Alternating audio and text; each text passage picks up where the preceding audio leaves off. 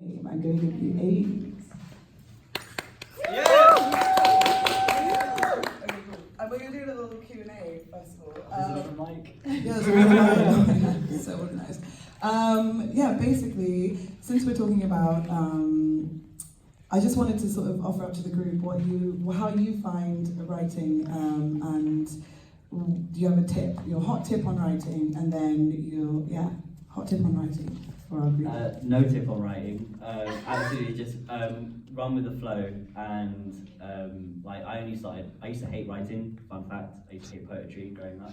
And I found through horrible circumstances that writing was a good catharsis and it's a good way to get your feelings out when you shouldn't be getting your feelings out through things like booze and all that sort of stuff.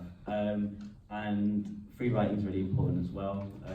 Once you go with where your thoughts take you, and then after that, if you want to structure it into more of a poem that you feel is more of a creative outlet rather than an expressive outlet, run with that, see where it takes you, and you'll be surprised what you come out with. And what have you found is your favourite thing about performing? The people. I think the community here is amazing, and it's always about connecting with not just poets but the audience members and hearing different stories that you don't necessarily hear usually. And settings like this is amazing. I never would have thought we'd be able to be here. People like Fausta are actually incredible. People like Kyla, Dilara, all of you guys are absolutely amazing. So thank you guys so much for being here. And you're going to do one poem for us now. All right. Thank you so much. No worries. I wrote a poem specifically for today. It's based on the theme that we're talking about, which is a very fascinating theme to me. And if you can relate, I hope you enjoy. When I was asked to headline this Sip and Rhyme workshop by Fausta, I was delighted.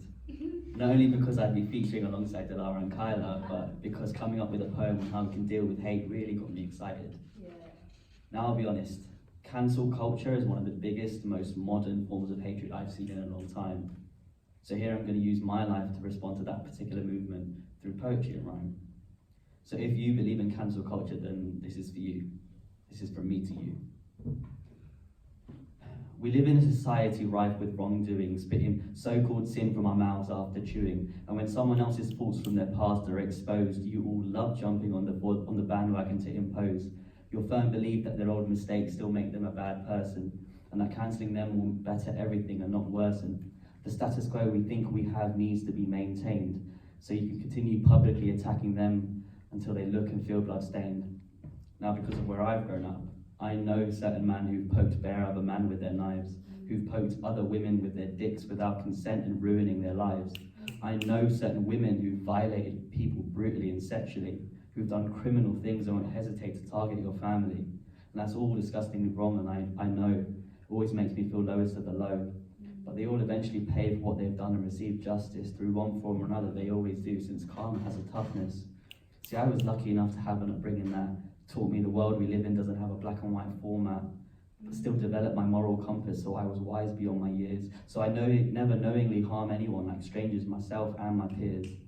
Forever trying to better the lives of everyone I meet or aware of, like a pacifist who refuses to wear the boxing glove. But that doesn't mean I ain't made mistakes myself.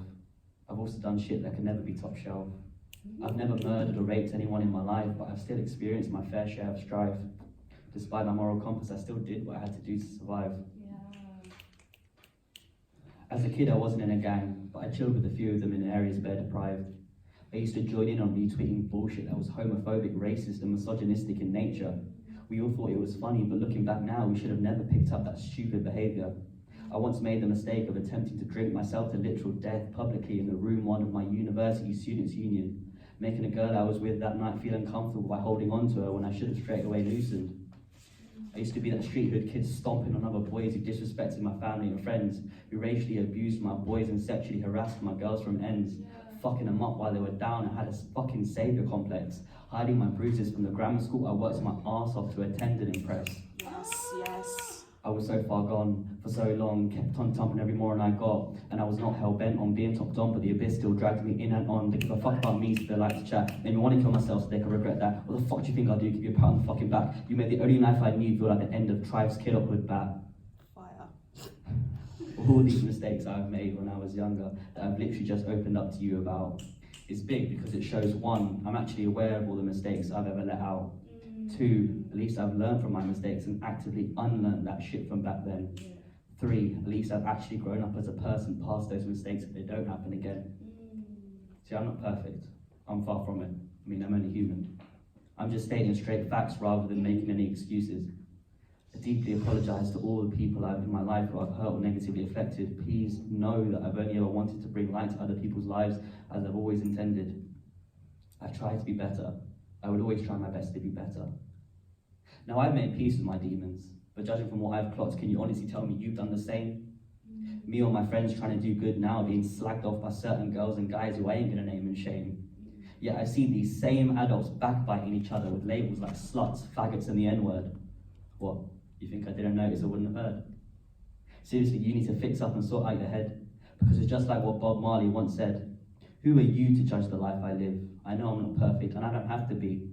Before you start pointing fingers, make sure your hands are clean.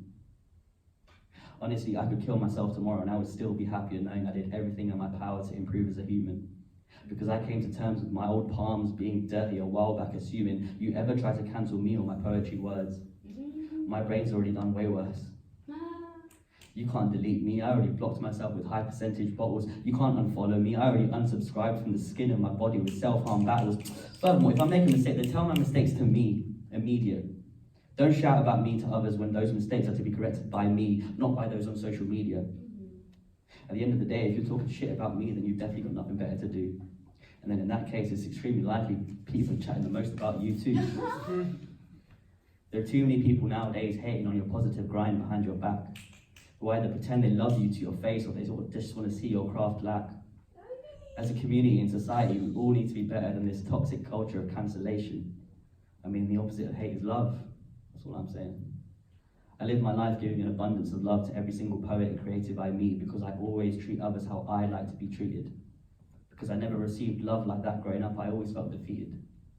Yet I still feel like a winner continuing to gas up my talented friends, sharing them and telling all my circles to follow each and every one of their journeys. It costs you absolutely nothing to follow and share each other as there's space for everyone to succeed, so no worries. I don't ever need to showcase everyone the way I normally do, but I choose to show love because me and you both know that that's the right thing to do. Now I feel like I've won. Being able to create lessons from my negative thoughts, stories and qualities. I mean, look at what I've just done. How many other artists or celebrities or personalities do you know would come out with all their insecurities, mistakes and real personalities? Let alone how many of your friends? I'm happy to share since I've learned beating myself up is a tiresome process. No more letting my mistakes fuel my suicidal desire, mental health or stress. The first step of moving on is coming to terms with them occurring, and after I accepted them, I saw everything in life clearer. As I don't ever want to be a hypocrite preaching for change, but then I'm changing myself and looking in the mirror. Like I said before in this poem, if by any chance I've ever hurt or offended you when I was younger or recently, from the bottom of my heart, I really am sorry. So sorry. I take full responsibility and I'd appreciate if you do please do message me so we can have a mature dialogue and I can continue to improve upon myself proactively. Don't judge others or bitch about them to impress. How can you expect the world to progress if you're being an enemy of that progress? This societal bandwagon needs to stop. Now I challenge you to do two things in life. Be open about your mistakes with your close ones or whoever you've hurt. To show just a little bit more love over hate and feel that positivity exert. None of us are perfect. Instead of dissing someone or trying to cancel them, what you like about that person is what you should express and say. Or if you've got nothing nice to say, then don't say it at all.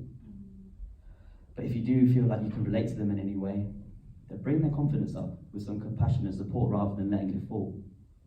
Male or female, or whoever they identify as, comment a flattering emoji on their latest photo or something. Or message to ask them how their day's been. To you that might be nothing, but you don't know what's going through people's heads, so that little bit of love could make their whole day better. You don't know what people have had to go through, so that little bit of love could change their whole outlook on life forever. Thank you, I've been Aydin.